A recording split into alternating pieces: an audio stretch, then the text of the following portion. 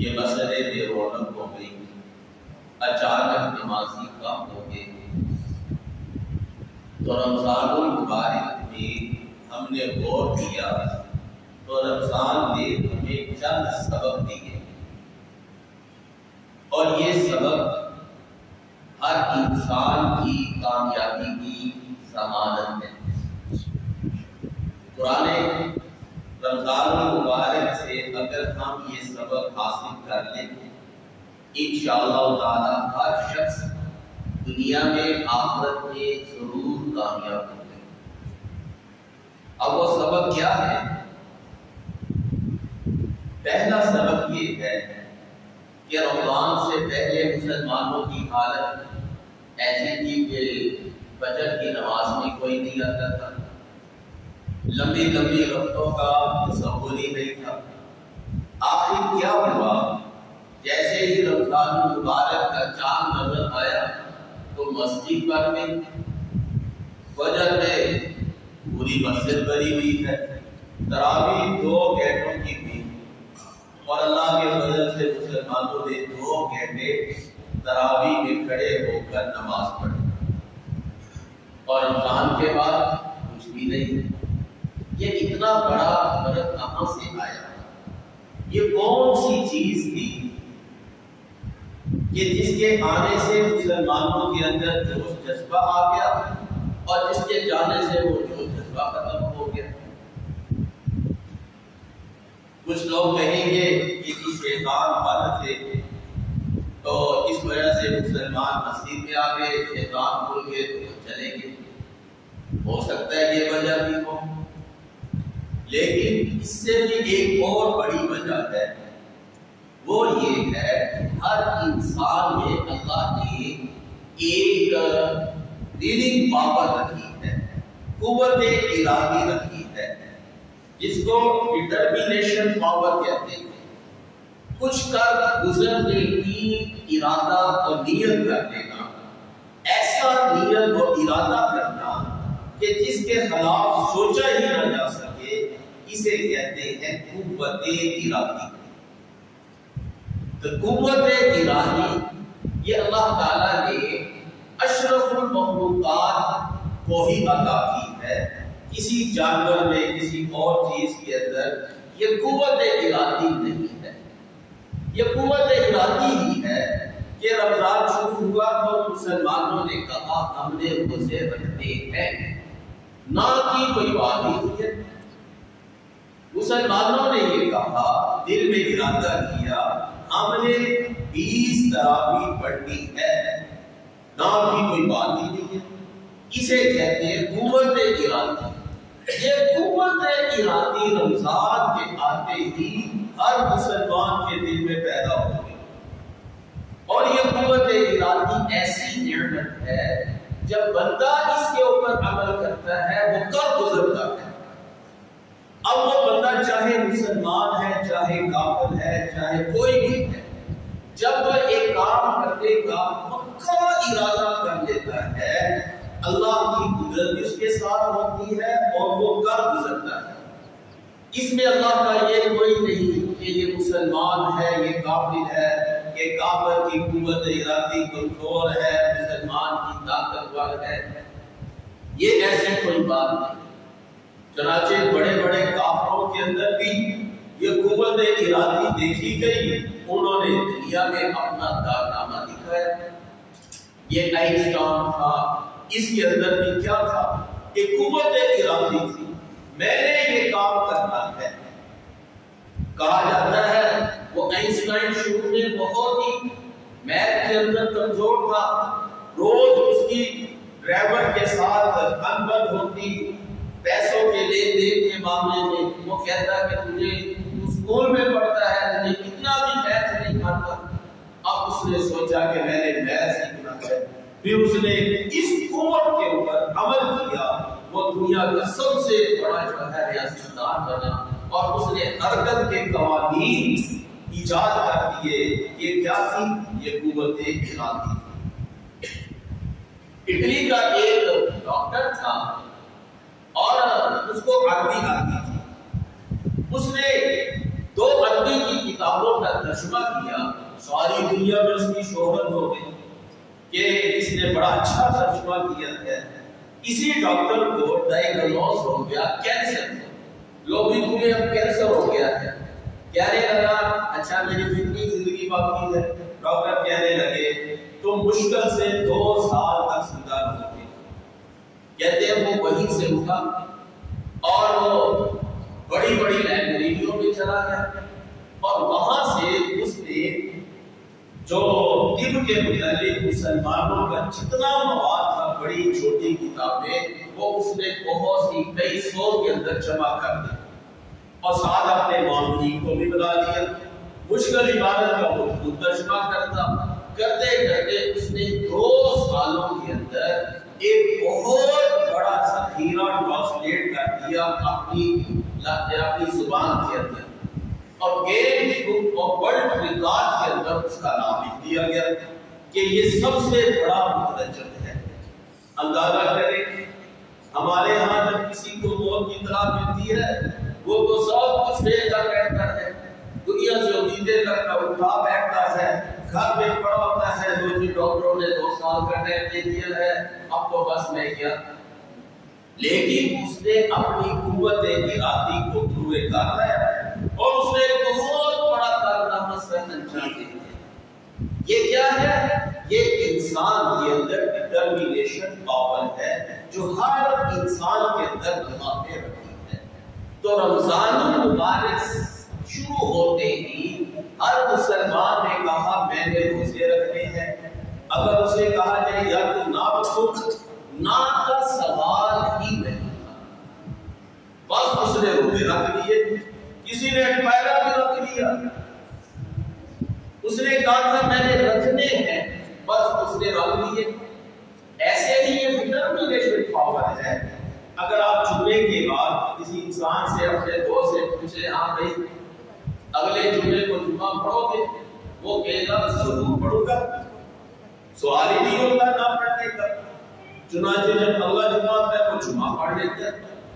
لیکن اگر آپ اس شخص سے پوچھیں تم نے جمعہ پڑھ لیا ہے، آج تم عصر کی نماز پڑھو گے، اب اس کا ڈٹرمینیشن جو پاور ہے وہ دور ہوگی۔ کہتے ہیں یار مجھے نا کچھ کام ہے، میں نے جانا ہے، میں نے ایسا کرنا ہے، انشاءاللہ دیکھیں گے ایسا ہوگا ویسا ہوگا۔ تو نتیجہ کیا ہوتا ہے کہ وہ نہیں پڑھ پاتا۔ اگر یہی ڈٹرمینیشن پاور اس کی عصر کی نماز میں ہو کہ لازمی پڑھنی ہے تو وہ عصر کی نماز پڑھ لے گا۔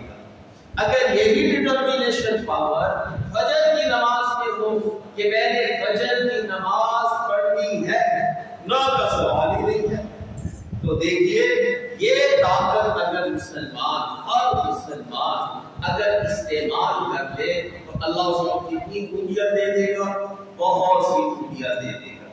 دین اور دنیا کی ساری خوبیاں وہ ڈٹرمینیشن پاور کے اوپر ہی منحصر کرتی ہے، کیونکہ انسان کو کوئی بھی عمل کرنے کے لیے جدوجہد کرنی پڑتی ہے۔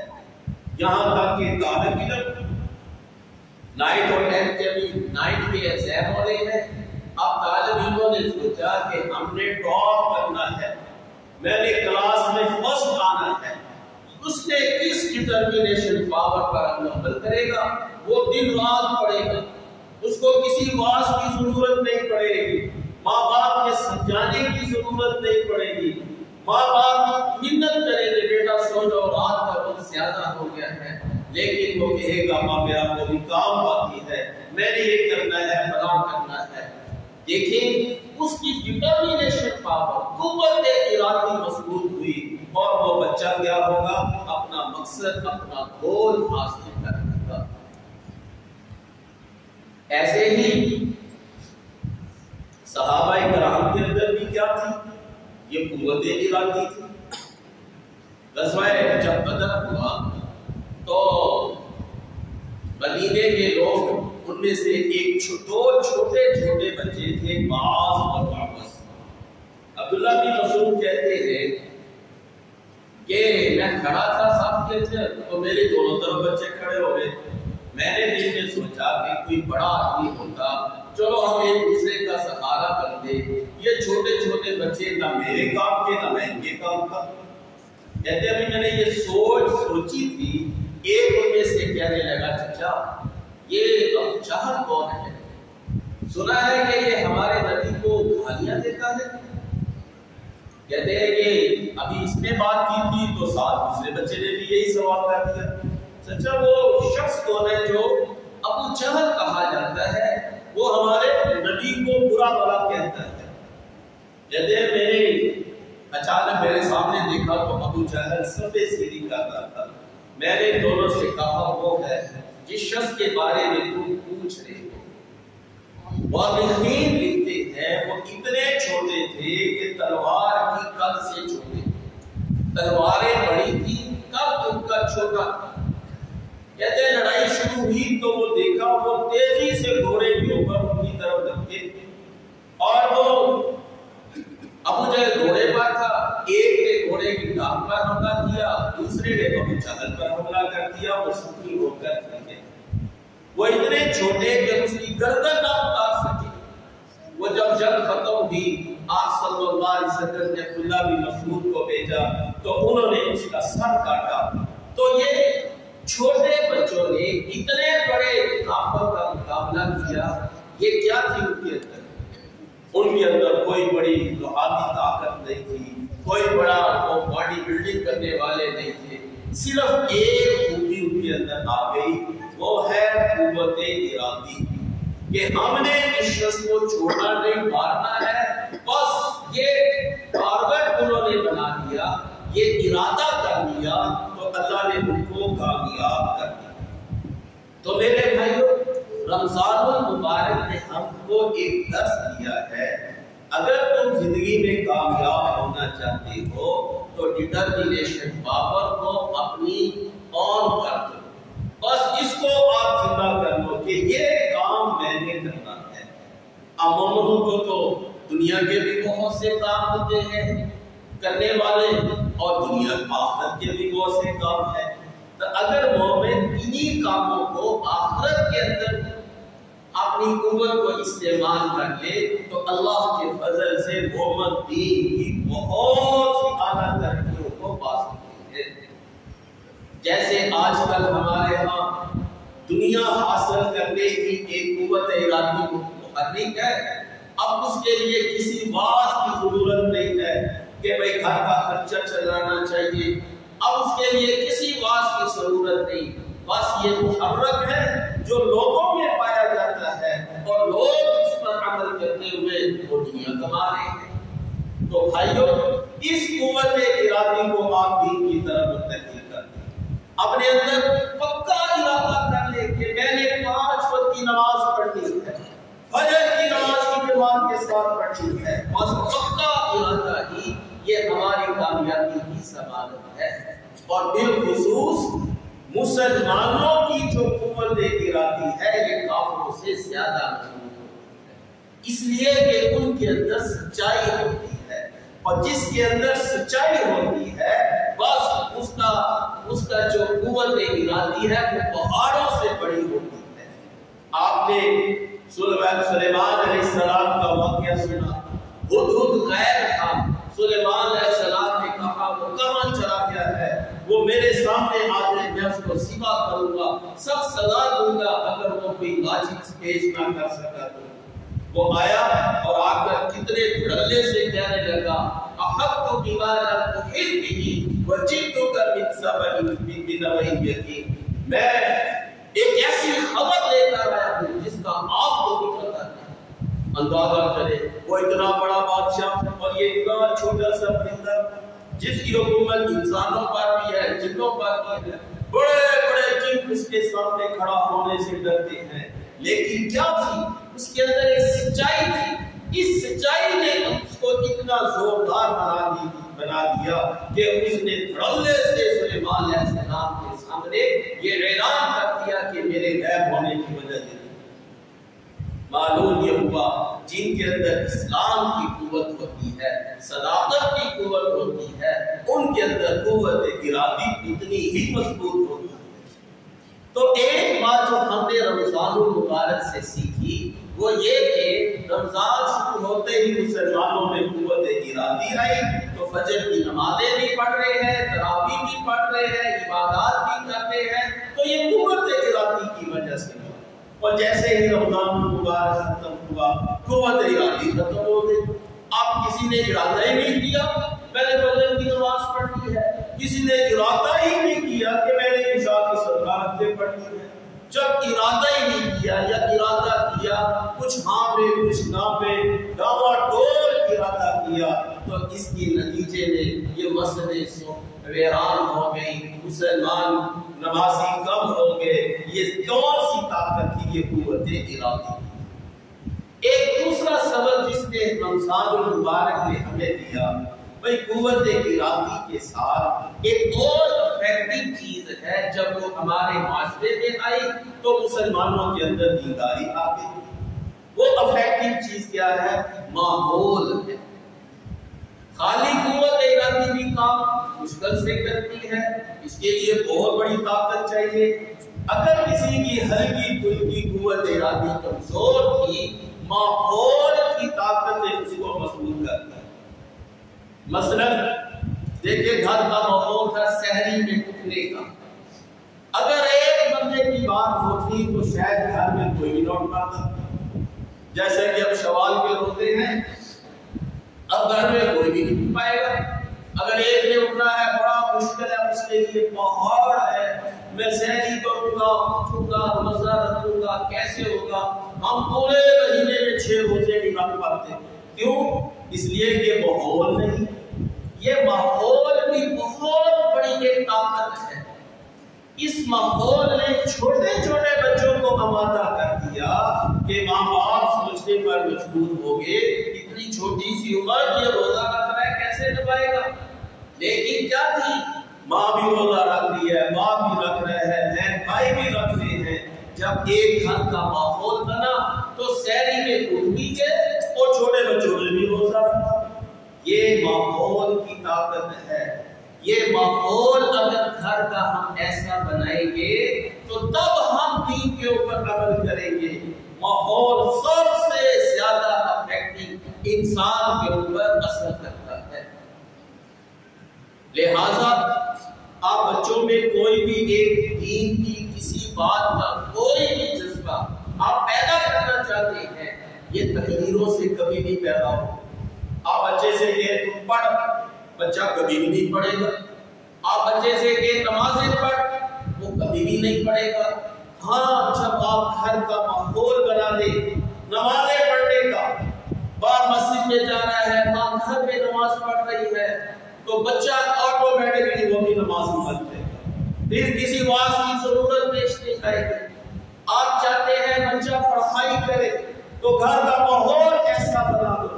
یہ ماحول بہت ہی بڑی افیکٹو چیز ہے اور انسان کے اوپر اثر کرتا ہے۔ نبی کریم صلی اللہ علیہ وسلم نے فرمایا ایک انسان کا جو ماحول ہے اس کے اوپر ضرور اثر کرتا ہے۔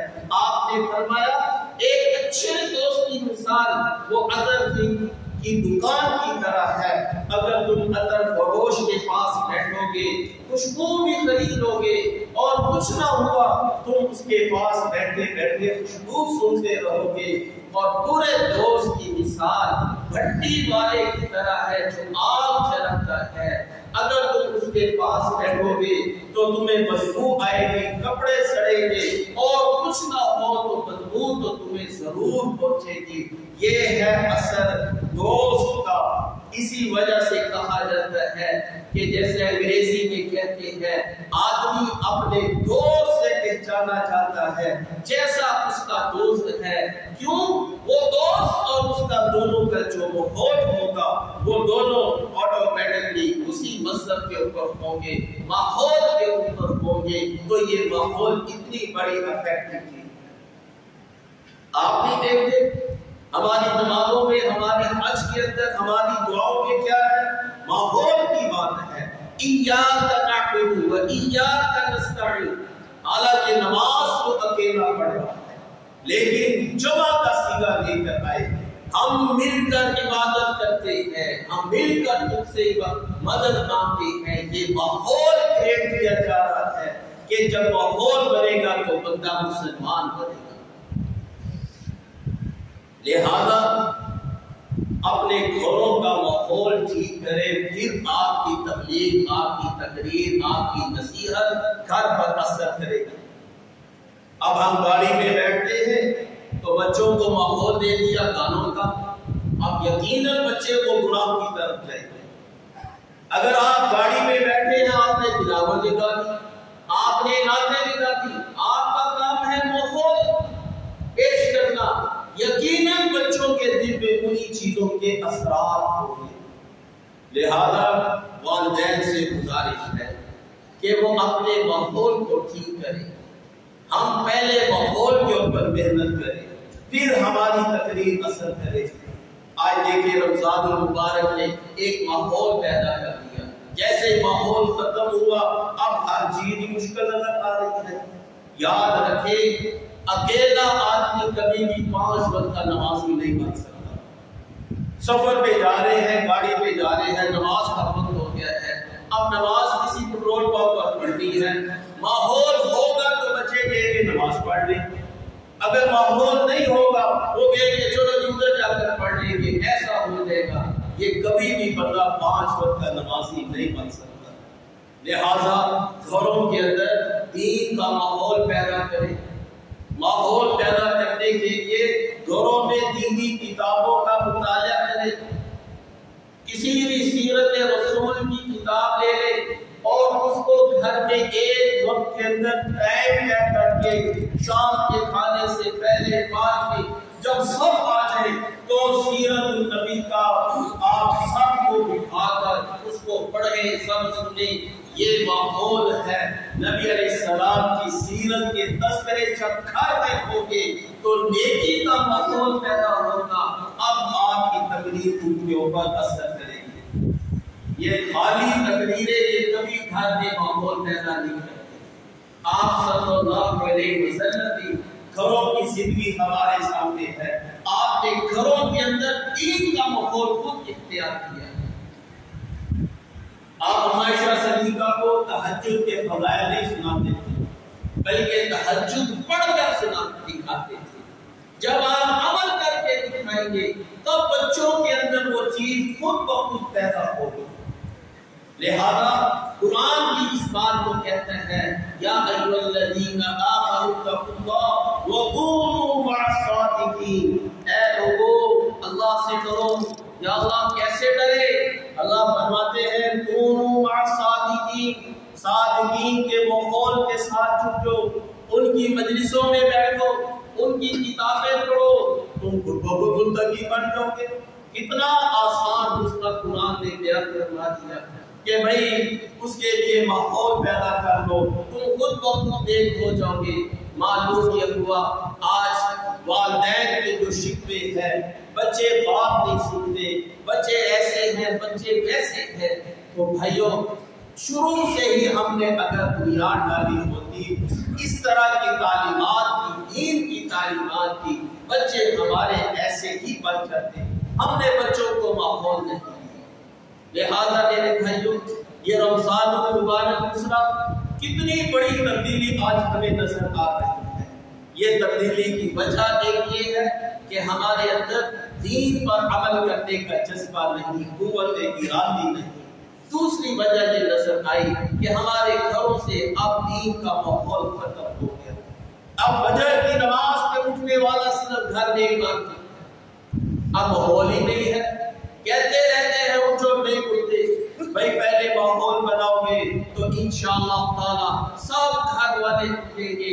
یہ بات کے سیدھے ہے، وہ گھر کا ماحول بنائے۔ اللہ فرماتے ہیں یا ایھا الذین آمنوا قوا انفسکم واہلیکم نارا، اے لوگو خود کو بچاؤ، گھر والوں کو بچاؤ۔ یہ ماحول کی ہی بات ہو رہی ہے کہ جب ماحول بنائیں گے اس طریقے کا تو خود بخود یہ چیزیں ہمارے اندر پیدا ہو جائیں گی۔ تو بہرحال یہ دو باتیں رمضان المبارک نے ہمیں سکھلائی۔ اگر اللہ کرے یہ دو باتیں ہمارے اندر پیدا ہو جائے الحمدللہ یقین سے کہا جا سکتا ہے کہ مسلمانوں کی زندگی تبدیل ہو جائے اور مسلمانوں کے اندر دین کی روح پیدا ہو جائے۔ اللہ سے دعا ہے کہ اللہ یہ دو باتیں ہمارے اندر پیدا فرما دے. دعا